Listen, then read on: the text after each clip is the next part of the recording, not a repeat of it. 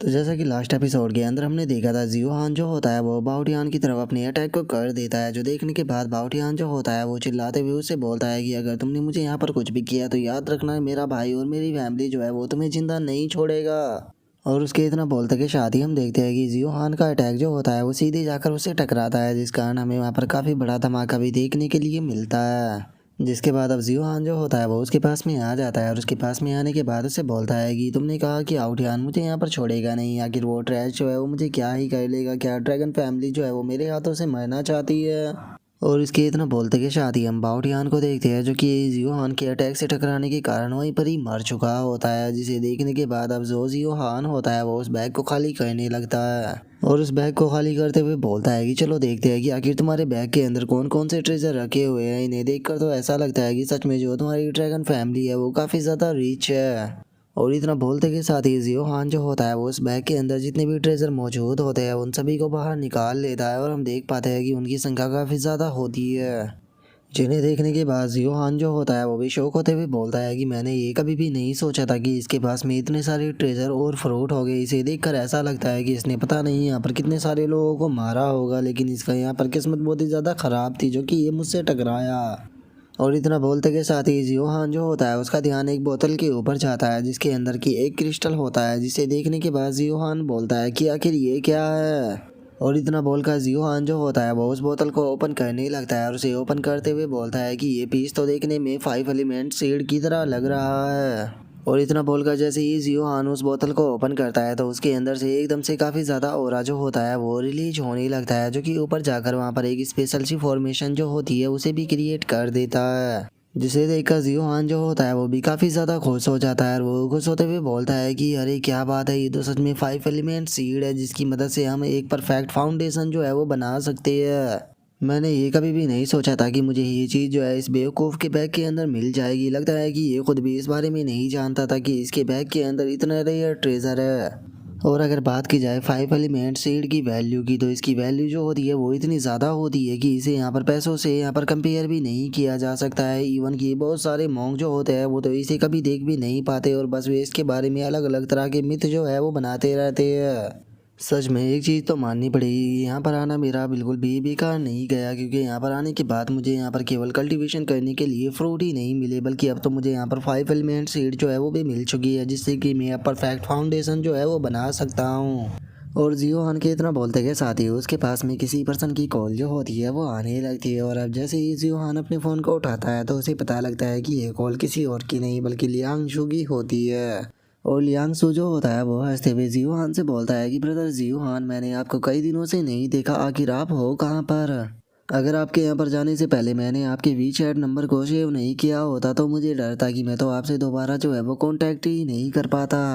जो सुनकर जियो हान जो होता है वो उससे बोलता है कि मैं तो बस माउंटेन के अंदर थोड़ी प्रैक्टिस जो है वो करने के लिए आया था, और बताओ आखिर वहाँ पर क्या चल रहा है, क्या वहाँ पर कुछ अजीब हुआ है। जो सुनकर लियांगशु जो होता है वो जियो हान को वो जगह दिखाने लगता है और वो जगह दिखाते हुए उसे बोलता है कि ब्रदर जियो हान, हम लोग जो है वो माउंटेन के टॉप पर आ चुके हैं और जो एंटी बेबी है वो जल्दी ही अपेयर होने वाला है, तो इसीलिए आपको ये अपॉर्चुनिटी मिस नहीं करनी चाहिए, क्योंकि यहाँ पर पहले से ही बहुत ही ज़्यादा मॉन्क जो है वो आ चुके हैं। और अगर सच बताऊँ तो मैं तो इन सभी मॉन्कों से घिरा हुआ हूँ, इनकी संख्या इतनी ज़्यादा है। और हो सकता है कि अगर यहाँ पर हमारा नसीब अच्छा रहा तो मुझे वो जो एंटी बेबी है वो मिल जाए, और अगर एक बार एंटी बेबी जो है वो मुझे मिल जाता है तो उसके बाद मेरी कल्टीवेशन जो है वो बहुत ही तेज़ी के साथ में बढ़ सकती है। जो सुनकर जियो हान जो होता है वो कॉल को काटते हुए उससे बोलता है कि ठीक है, मैं इस बारे में जानता हूँ, मैं जल्दी ही वहाँ पर आ जाऊँगा। जो सुनकर लियांगशु जो होता है वो जियो हान को रोकते हुए उसे बोलता है कि जियो हान, 1 मिनट रुको, मेरे पास में एक लिस्ट है जिसे कि यहाँ पर यंग पीपलों की बनाई गई है, जिसे कि किंगोयोने लिस्ट कहा जाता है, और उसके अंदर सभी यंग कल्टीवेटर जो है उन्हें डाला गया है। इसीलिए मुझे लगता है कि ये लिस्ट जो है वो तुम्हें यहाँ पर देखनी चाहिए, क्योंकि इस लिस्ट से तुम्हें काफ़ी सारी नॉलेज जो है वो मिल सकती है। जो सुनते के साथ ही अब जियो हान जो होता है वो भी उस लिस्ट को देखने लगता है, जहाँ पर कि उसे पता लगता है कि जो लुओ युनजी है वो फर्स्ट रैंक पर है। और अब जो जियो हान होता है वो बोलता है कि इसे देखकर ऐसा लगता है कि काफ़ी लोगों ने यहाँ पर बहुत ही कम टाइम में यहाँ पर जो कल्टीवेशन की अंडरस्टैंडिंग है उसे काफ़ी अच्छे से समझ लिया है। वैसे तो मैं जो फाउंडेशन पीरियड को पास ऑन करता है उस मॉन्क को अभी नहीं ढूंढ पाया हूँ, लेकिन उसके बाद भी अगर मेरी करंट स्ट्रेंथ की बात की जाए तो इन लोगों के बीच में मैं पूरी तरह से इनविजिबल हूँ और इनके अंदर इतनी स्ट्रेंथ नहीं है कि ये मुझे हरा पाए। और इतना सोचकर अब जो जियो हान होता है वहाँ से जाने लगता है। वहाँ से जाते हुए अपने मन में सोचता है कि बस मैं उम्मीद करता हूँ कि ये दोनों पर्सन जो है मुझे इतना टाइम दे दे कि मैं यहाँ पर फाउंडेशन रियलम से ब्रेक थ्रू कर कर रियलम ऑफ डान पे पहुँच जाऊँ। जिसके लिए अभी सबसे अच्छा तरीका है कि मुझे यहाँ पर जो एनटीबीपी का ये पीस है इसे लेना होगा, क्योंकि ये मेरी फाउंडेशन को बढ़ाने में मेरी और भी ज़्यादा मदद कर सकता है। और इतना सोचते के साथ ही अब हम देखते हैं कि जो जियो हान होता है वो भी उसी जगह पर आ जाता है जहाँ पर कि काफ़ी सारे डिसाइपल मौजूद होते हैं। और वहाँ पर एक अजीब सी चीज़ भी अपेयर हो चुकी होती है, जिसे देखने के बाद वहाँ पर खड़े हुए डिसाइपल बोलते हैं कि आखिर ये क्या है, इसके अंदर से तो काफ़ी पावरफुल ऑरा रिलीज हो रहा है। जो सुनते के साथ ही एक और बंदा जो होता है वो बोलता है कि हमें इसे लेने के लिए तैयार हो जाना चाहिए। और उनके इतना बोलते के साथ ही जो जियो हान होता है वो बोलता है कि क्या ये यहाँ पर सही पोजीशन में है। और जियो हान के इतना बोलते के साथ ही हम युनजी को देखते हैं जो कि उस स्टोन के पास में खड़ी होकर उस स्टोन को चेक कर रही होती है। जिसके बाद हमें वहाँ पर मौजूद जो लोग होते हैं उनकी रैंकिंग के बारे में बताया जाता है कि जो युनजी है वो फर्स्ट रैंक पर है और जो फेंग यू है वो 8 रैंक पर है और जो silver wing of God of war है वो 3rd रैंक पर है और जो माइटी बुल किंग है वो 5th रैंक पर है। जिसके बाद अब हम देखते हैं कि जो लियांग शो होता है वो भी यहाँ पर आ जाता है और वो जियो हान को देखने के बाद खुश होते हुए बोलता है कि ब्रदर जियो हान आप यहाँ पर आ गए, जरा देखो तो यहाँ पर कितने सारे कल्टीवेटर जो है वो आ चुकी है। और चूंकि आप अभी अभी यहाँ पर आए हो तो चलो अब यहाँ पर क्या हो रहा है मैं आपको उसके बारे में बताता हूँ। इस स्टोन को आप अपने सामने देख रहे हो, ये यहाँ पर कुछ टाइम पहले ही अपेयर हुआ है और अगर इसकी बात की जाए तो ये एक सेक्रेट ट्रेजर है जिसे कि इल्यूशन स्टोन कहा जाता है। जो सुनते के साथ ही जियो हान जो होता है वो भी उस स्टोन की तरफ देखने लगता है और उस स्टोन की तरफ देखते हुए वो अपने मन में सोचता है कि अगर बात की जाए मेरी पिछली लाइफ की तो पिछली लाइफ में मैं इसके बारे में कुछ नहीं जानता था, लेकिन जैसे ही मैंने इस स्टोन को देखा पता नहीं क्यों मुझे यहाँ पर कुछ अजीब फील हो रहा है। और जियो हान के इतना सोचते के साथ ही जो लियांग शू होता है वो जियो हान को बताता है कि एक दिन पहले यहाँ पर एक शैडो अपेयर हुई थी जिसने कि यहाँ पर बताया था कि यहाँ पर जो एंटी बेबी ट्रेजर है वो इसी स्टोन के अंदर मौजूद है जो कि जल्दी ही बाहर आ जाएगा। और अगर बात की जाए इस जगह पर पावरफुल लोगों की तो यहाँ पर 4 लोग जो है वो सबसे ज़्यादा पावरफुल है, जिनमें से सबसे पहले है युनजी, दूसरे पे आता है फेंग यू, तीसरे पे आता है सिल्वर विंग और चौथे पे आता है बुल किंग। और जिन्हें देखकर ऐसा लगता है कि यही लोग जो है यहाँ पर एडवांटेज को उठाएगी, क्योंकि इन लोगों की रैंकिंग जो है वो बहुत ही ज़्यादा है और कोई भी इन लोगों के साथ में यहाँ पर पंगा लेने की कोशिश बिल्कुल भी नहीं करेगा। और उसके इतना बोलते के साथ ही हम देखते हैं कि वहाँ पर जो वो स्टोन मौजूद होता है उसके ऊपर एकदम से एक क्रैक जो होती है वो आ जाती है, जिसे देखने के बाद वहाँ पर खड़े हुए जो बंदे होते हैं वो भी काफ़ी ज़्यादा खुश हो जाते हैं और वे खुश होते हुए बोलते हैं कि वो देखो लगता है कि वो बाहर आने वाला है। और इतना बोलते के साथ ही अब वे सभी जो होते हैं वो स्टोन की तरफ जाने लगते हैं और स्टोन की तरफ जाते हुए बोलते हैं कि मेरे रास्ते से हट जाओ, ये स्टोन जो है वो मेरा होने वाला है, मैं इसे किसी को भी लेने नहीं दूंगा। और इतना बोलते के साथ ही हम देखते हैं कि उनमें से काफ़ी सारे बंदे जो होते हैं वो बुल किंग के ऊपर अटैक करने के लिए आने लगते हैं और उसके ऊपर अटैक करते हुए बोलते हैं कि क्या हुआ अगर ये कियांग यूने लिस्ट के अंदर काफ़ी अच्छी रैंक पर है तो उसके बाद भी ये इतने सारे लोगों का सामना नहीं कर पाएगा, पहले इसे ही ख़त्म करो।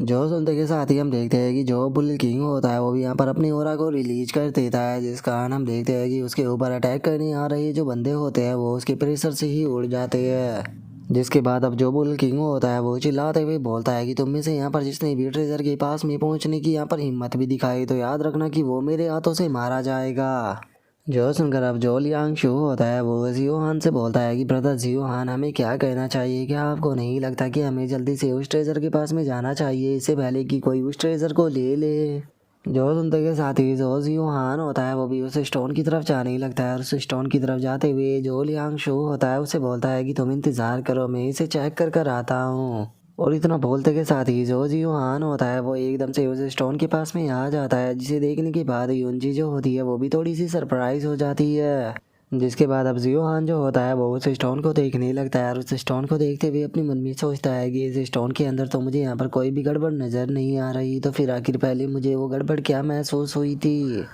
और जियो हान ये सोच ही रहा होता है तभी जो युनजी होती है वो जियो हान से बोलती है कि जियो हान मैं मानती हूँ कि तुम्हारे पास में यहाँ पर एबिलिटी है, लेकिन उसके बाद भी यहाँ पर कितनी खतरनाक बैटल होने वाली है तुम इसके बारे में इमेजिन भी नहीं कर सकते, इसीलिए एज ए क्लासमेट होने के नाते मैं तुम्हें यहाँ पर वार्न कर रही हूँ। जो सुनते के साथ ही जियोहान जो होता है वो बहुत ही फनी तरह से हंसते हुए यूनजी से बोलता है कि क्लास प्रेसिडेंट आपने बिल्कुल सही कहा, वैसे भी मैं तो यहाँ से जा ही रहा हूँ। और जियोहान को ऐसे खुश देखने के बाद जो यूनजी होती है उसे भी कुछ भी समझ में नहीं आता और वो अपने मन में सोचती है कि आखिर ये इतना ज़्यादा खुश क्यों हो रहा है, क्या यहाँ पर कुछ गड़बड़ है। और उसके इतना सोचते के साथ ही जो जियोहान होता है वो वहाँ से जाने लगता है, जो देखने के बाद लियांगशु जो होता है वो जियोहान से बोलता है कि ब्रदर जियोहान क्या आप यहाँ से जा रहे हो। जो सुनते के साथ ही जियोहान जो होता है वो उसे बोलता है कि जो वो होली ट्रेजर है वो अभी के लिए यहाँ पर है ही नहीं और जल्दी ही जो ये पूरा का पूरा एरिया है ये डिस्ट्रॉय होने वाला है, तो इसीलिए मैं यहाँ से जा रहा हूँ। जो सुनते के साथ ही जो लियांग शो होता है वो भी काफ़ी ज़्यादा शौक हो जाता है और वो शौक होते हुए बोलता है कि आखिर ऐसा कैसे हो सकता है।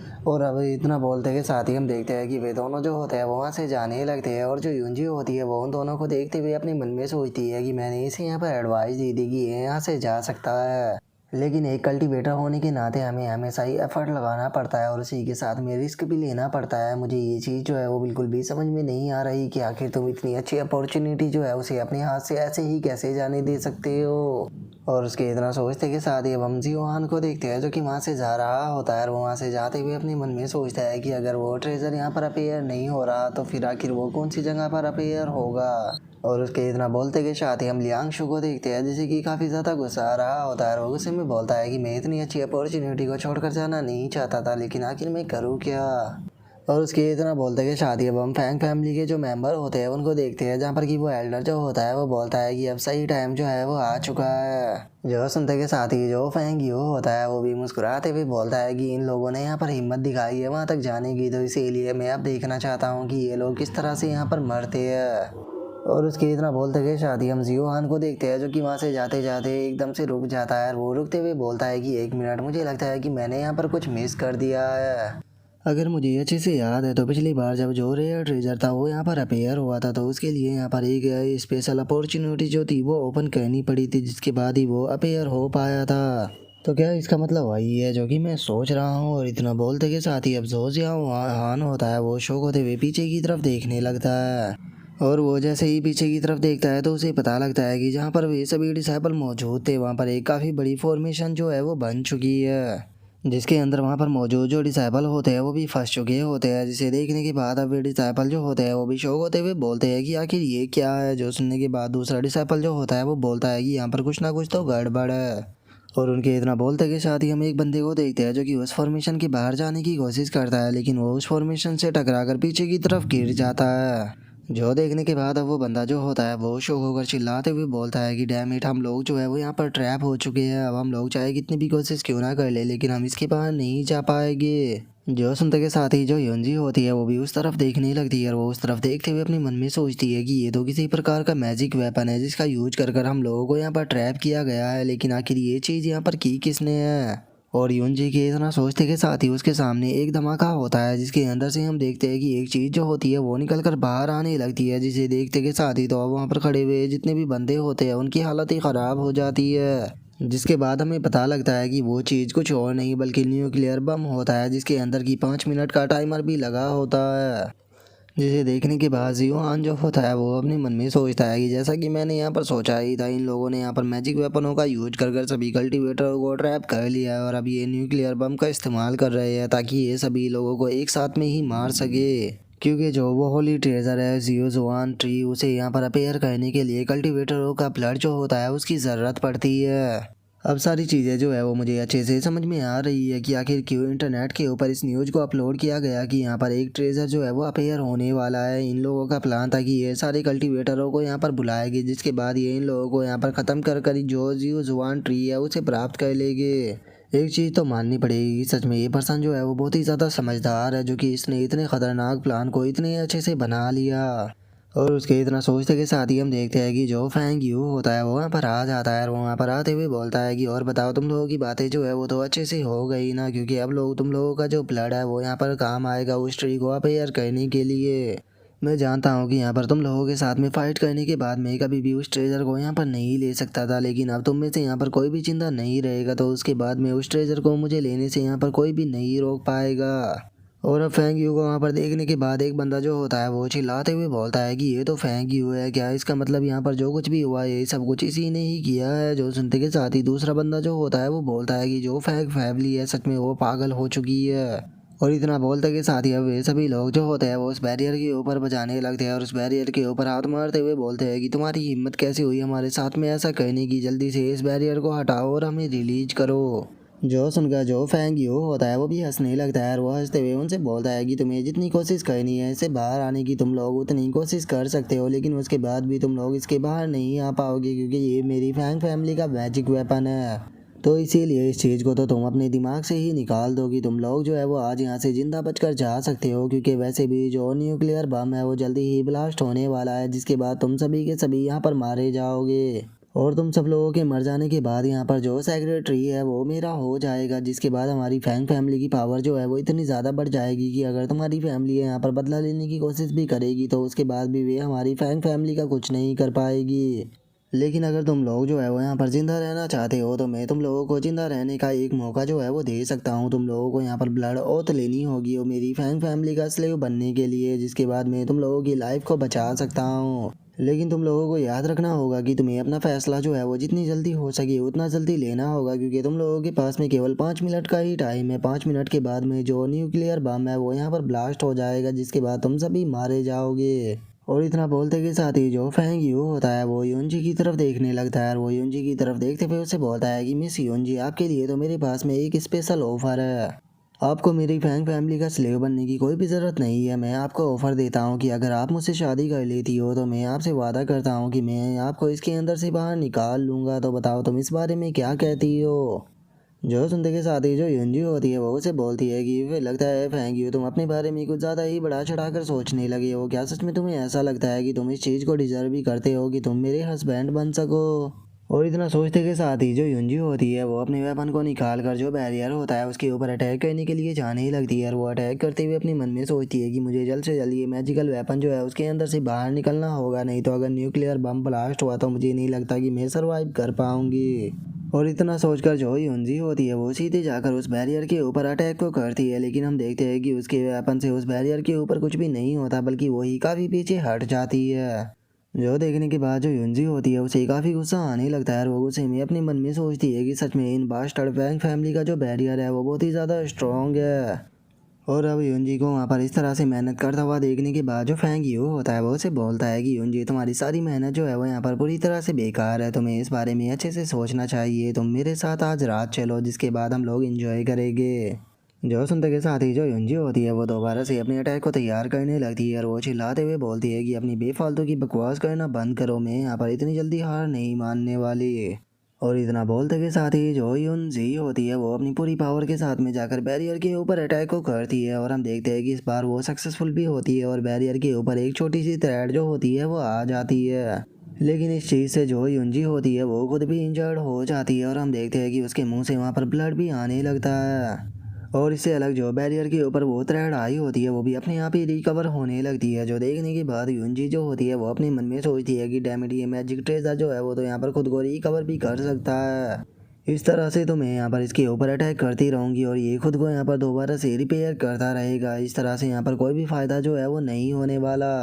और युनजी के इतना सोचते के साथ ही जो फेंग यू होता है वो चिल्लाते हुए युनजी से बोलता है कि युनजी अब केवल 3 ही मिनट का टाइम जो है वो रह गया है, तुम्हें एक बार और अच्छे से सोचना चाहिए। मैं तुम्हें यहाँ पर जिंदा रहने का चांस दे रहा हूँ, अगर यहाँ पर तुमने देर कर दी तो उसके बाद में मुझे ब्लेम मत करना। और फेंग यू के इतना बोलते के साथ ही हम देखते हैं कि जियोहान जो होता है वो वहाँ पर आ जाता है और वहाँ पर आते हुए उसे बोलता है कि फेंग यू मैं कुछ सवाल जो है वो तुमसे पूछना चाहता हूँ। और अभी वहाँ पर जियोहान को देखते के साथ ही जो फेंग यू होता है वो भी काफ़ी ज़्यादा शौक हो जाता है और वो जियोहान की तरफ देखते हुए उससे बोलता है कि ओ क्या बात है, ये तो तुम हो। मैंने नहीं सोचा था कि तुम्हारे जैसा एक बेवकूफ़ जो है वो इतना ज़्यादा लकी होगा कि वो बैरियर के बाहर रह जाएगा। लेकिन एक चीज़ जो है वो मुझे यहाँ पर समझ में नहीं आ रही कि आखिर तुम यहाँ पर वापस क्यों आए हो, क्योंकि तुम्हारे पास में यहाँ पर बच के भागने का मौका था। तो क्या तुम दोबारा से यहाँ पर मरना चाहते हो जो कि तुम मेरे सामने आए हो। जो सुनकर जियोहान जो होता है वो उसे बोलता है कि उल्टी सीधी चीज़ें सोचना बंद करो, मैं तुमसे एक सवाल जो है वो यहाँ पर पूछने के लिए आया हूँ। मुझे तुम ये बताओ कि आखिर जो तुम्हारी फैंग फैमिली है उसे कैसे पता लगा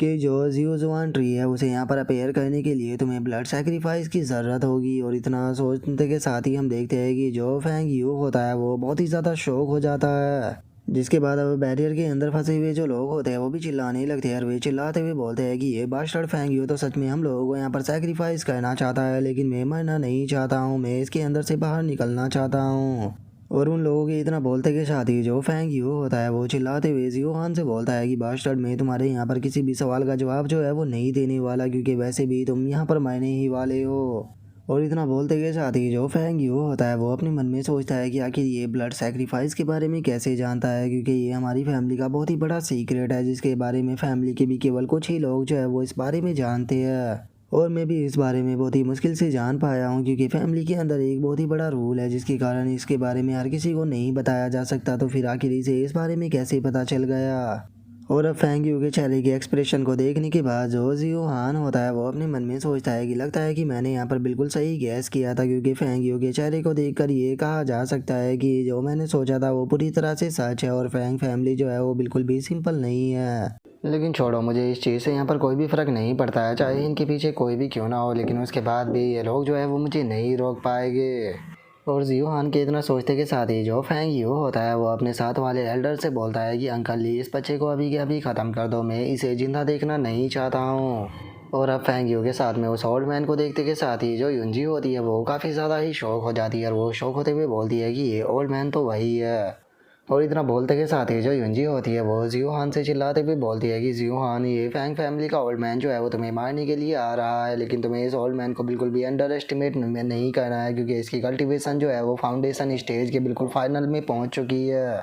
जो सुनते के साथ ही जियोहान जो होता है वो उसे बोलता है कि मुझे समझ में नहीं आ रहा कि अगर क्लास प्रेसिडेंट जो है वो मुझे इतना ज़्यादा यहाँ पर अटेंशन क्यों दे रही है, लेकिन उसके बाद भी आप मेरा यकीन कीजिए कि ये मुझे कुछ नहीं कर पाएगा। जो सुनकर युंजी जो होती है वो उसे बोलती है कि अगर तुम सुसाइड करना नहीं चाहते हो तो यहाँ से भाग जाओ और जाकर किसी को इसके बारे में न्यूज़ दो, ताकि वे लोग जो है वो यहाँ पर हमारी मदद करने के लिए आ सके। जो सुनते के साथ ही जियोहान जो होता है वो बहुत ही फनी सा फेस बनाकर उसकी तरफ देखने लगता है और उसकी तरफ देखते हुए बोलता है कि ठीक है मैम, मैं आपकी बात को समझ गया। और उसके इतना बोलते के साथ ही वो ओल्ड मैन जो होता है वो भी जियोहान की तरफ आने लगता है और वो जियोहान की तरफ आते हुए उसे बोलता है कि बच्चे, अगर तुम मरना ही चाहते हो तो मैं यहाँ पर तुम्हारी मदद ज़रूर करूँगा, मैं तुम्हें मौका देता हूँ कि तुम यहाँ पर खुद को मार लो, जिसके बाद हो सकता है कि तुम्हारी लाश जो है उसे मैं यहाँ पर दफना दूँ।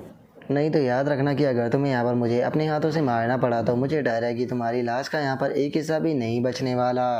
और उस ओल्ड मैन के इतना बोलते के साथ ही जो लियांग शू होता है वो बहुत ही फनी तरह से अपनी चेस्ट को पकड़ते हुए जियोहान से बोलता है कि ब्रदर जियोहान, ये ओल्ड मैन बहुत स्ट्रॉन्ग है, मैं इस चीज़ को फील कर सकता हूँ। और लियांग शू की इस बात को सुनने के बाद जियोहान जो होता है वो मुस्कुराते हुए उसकी तरफ देखते हुए बोलता है कि कहीं ऐसा तो नहीं कि तुम्हें इस ओल्ड मैन से डर लग रहा है। जो सुनते के साथ ही जो लियांग शू होता है वो जियोहान से बोलता है कि ब्रदर जियोहान, मैं आपके साथ में ही रहूँगा, अगर आप यहाँ से जाओगे तो मैं आपके साथ में जाऊँगा, और अगर आप यहाँ पर रुककर फाइट करोगे तो मैं आपके साथ में फाइट करूँगा। जो सुनते के साथ ही जो जियोहान होता है वो लियांग शू को एक रॉकेट लॉन्चर देते हुए उससे बोलता है कि ठीक है, अगर ऐसी बात है तो फिर तुम इसका यूज करो।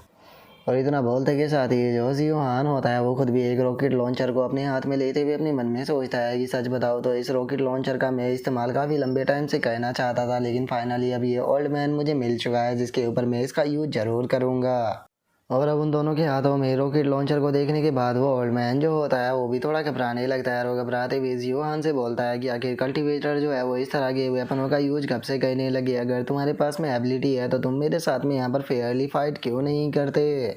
जो सुनते के साथ ही जो लियांग शू होता है वो चिल्लाते हुए उस ओल्ड मैन से बोलता है कि ओल्ड मैन, यहाँ पर तुम्हारी कल्टीवेशन जो है वो हमसे इतनी ज़्यादा ऊपर है, लेकिन उसके बाद भी तुम हमसे फाइट करने के लिए आ रहे हो, और उसके बाद भी तुम यहाँ पर हमसे फेयर फाइट की उम्मीद कर रहे हो, इस चीज़ को तो तुम भूल ही जाओ। और इतना बोलते के साथ ही वो सीधे रॉकेट लॉन्चर को उस ओल्ड मैन की तरफ शूट कर देता है और हम देखते हैं कि वो रॉकेट लॉन्चर जो होता है वो ओल्ड मैन की तरफ जाने लगता है, जो देखने के बाद वो ओल्ड मैन जो होता है वो चिल्लाते हुए बोलता है कि क्या सच में तुम्हें ऐसा लगता है कि तुम्हारे इस मामूली से वेपन से मैं यहाँ पर डर जाऊँगा। और उस ओल्ड मैन की इतना बोलते के साथ ही हम देखते हैं कि वो रॉकेट जो होता है वो सीधे जाकर उससे टकराता है, जिस कारण काफ़ी तगड़ा धमाका भी होता है, जिसके बाद हम उस ओल्ड मैन को देखते हैं जिसने कि अपने चारों तरफ शील्ड को बना लिया होता है, जिस कारण वो उस अटैक से बच जाता है। लेकिन अब इस चीज़ से वो ओल्ड मैन जो होता है उसे भी काफ़ी ज़्यादा गुस्सा आ चुका होता है। वो गुस्से में चिल्लाते हुए बोलता है कि तुम्हारी हिम्मत कैसे हो गई मेरे साथ में इस तरह से ट्रीट करने की। तुम लोगों को यहाँ पर अपने ऊपर शर्म आनी चाहिए कि तुम लोग एक कल्टीवेटर होने के बाद भी इस तरह के वेपन जो है उनका फाइट के अंदर यूज कर रहे हो। अगर तुमने इन वेपनों का यूज नहीं किया होता तो मैं तुम्हें यहाँ पर अभी तक अपने हाथों से ख़त्म कर देता। जो सुनते के साथ ही लियांग शो जो होता है वो एक और रॉकेट लॉन्चर को उसकी तरफ शूट करते हुए उसे बोलता है कि मुझे कहने से पहले एक बार जरा खुद को देखो। तुम यहाँ पर इन लोगों को मारने के लिए न्यूक्लियर बम का इस्तेमाल कर रहे हो और उसके बाद भी मुझे फोड़ रहे हो। तुम्हें अपने ऊपर शर्म आनी चाहिए।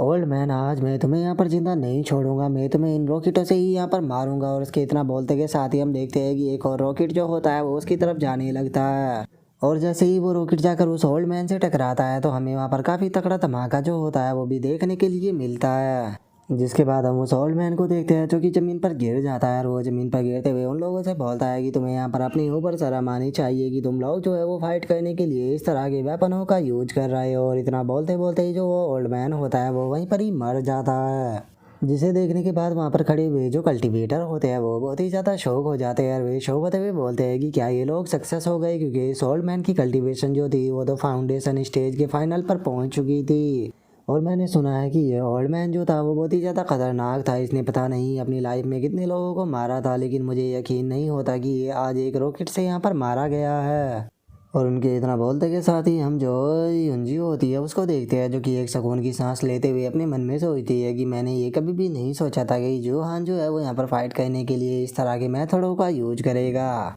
और उसके इतना सोचते के साथ ही अब जो फैंग यू होता है वो चिल्लाते हुए उन लोगों से बोलता है कि तुम्हारी हिम्मत कैसे हो गई मेरे फैंग फैमिली के एल्डरों को मारने की। याद रखना तुमने यहाँ पर जो कुछ भी किया है इसके कारण अब तुम्हें छोड़ा नहीं जाएगा। मेरी फैंग फैमिली जो है वो तुम्हें किसी हाल में भी नहीं छोड़ेगी। अभी भी यहाँ पर तुम्हारे पास में मौका है कि मेरे सामने सरेंडर कर दो, जिसके बाद हो सकता है कि मेरी फैंग फैमिली तुम्हें जिंदा छोड़ दे। और उसके इतना बोलते ही हम देखते हैं कि जो रॉकेट लॉन्चर होता है वो सीधे उसके मुंह के पास में आकर बहुत ही तगड़ा ब्लास्ट करता है, जिसका हमें काफ़ी तगड़ा धमाका भी देखने के लिए मिलता है। और हमें पता लगता है कि यह अटैक किसी और ने नहीं बल्कि लियांग शू ने किया होता है। और जो लियांग शू होता है वो हंसते हुए बोलता है कि तुम्हारी हिम्मत कैसे हो गई ब्रदर जियोहान के बारे में इस तरह की बात बोलने की, वो भी मेरे सामने। और इतना बोलते के साथ ही जो जियोहान होता है वो बहुत ही फनी तरह से वहाँ पर दो रॉकेट लॉन्चरों को उठा लेता है। और उन्हें उठाने के बाद बोलता है कि आज मैं तुम्हें कम्प्लीटली डिस्ट्रॉय कर दूंगा।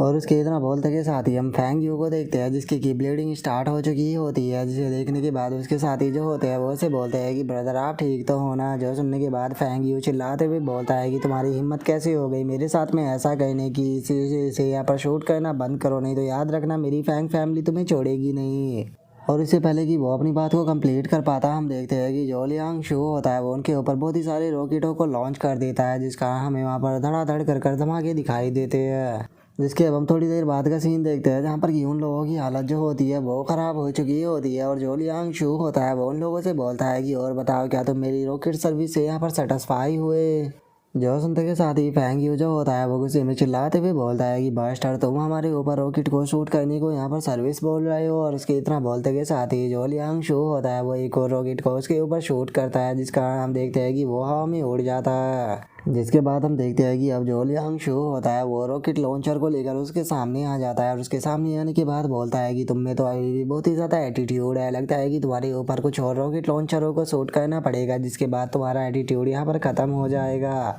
जो सुनते के साथ ही तो अब जो फैंग यू होता है उसकी हालत बहुत ही ज़्यादा ख़राब होने लगती है। और वो बहुत ही फनी तरह से रोते हुए बोलता है कि ब्रदर मैं सेटिस्फाई हो गया, प्लीज़ मेरे ऊपर और ज़्यादा शूट मत करो क्योंकि मैं और ज़्यादा नहीं झेल पाऊँगा। और उसकी तरह बोलते के साथ ही हमारा व्यू जो होता है वो न्यूक्लियर बॉम्ब के ऊपर आ जाता है, जहाँ पर कि अब केवल 30 ही सेकंड रह चुकी होती है। जिसे देखने के बाद अंदर फंसे हुए लोग जो होते हैं वो चिल्लाते हुए बोलते हैं कि 30 सेकंड रह गई है, 30 सेकंड बाद न्यूक्लियर बॉम्ब जो है वो ब्लास्ट हो जाएगा। और इतना बोलते के साथ ही अब वे सभी लोग जो होते हैं वो बैरियर के ऊपर अटैक करना शुरू कर देते हैं। और वे बैरियर के ऊपर अटैक करते हुए बोलते हैं कि फैंग यू इस बैरियर को हटाओ और हमें यहाँ से जाने दो। और उनके इतना बोलते के साथ ही जो जियोहान होता है वो रॉकेट लॉन्चर को फैंग यू के मुंह के ऊपर अड़ाते हुए उसे बोलता है कि मैं तुम्हें 5 सेकंड का टाइम देता हूँ, जल्दी से यह न्यूक्लियर बॉम्ब जो है उसे बंद करो।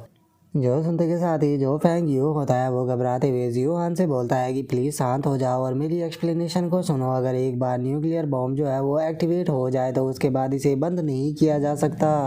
जो सुनते के साथ ही जो यूहान होता है वो उसके सर पर लात मारते हुए उसे बोलता है कि बेफालतू की बकवास करना बंद करो। अगर तुम यहाँ पर न्यूक्लियर बम को बंद नहीं कर सकते हो तो जल्दी से इस होली वेपन को हटाओ ताकि सभी लोग वहाँ से भाग सके।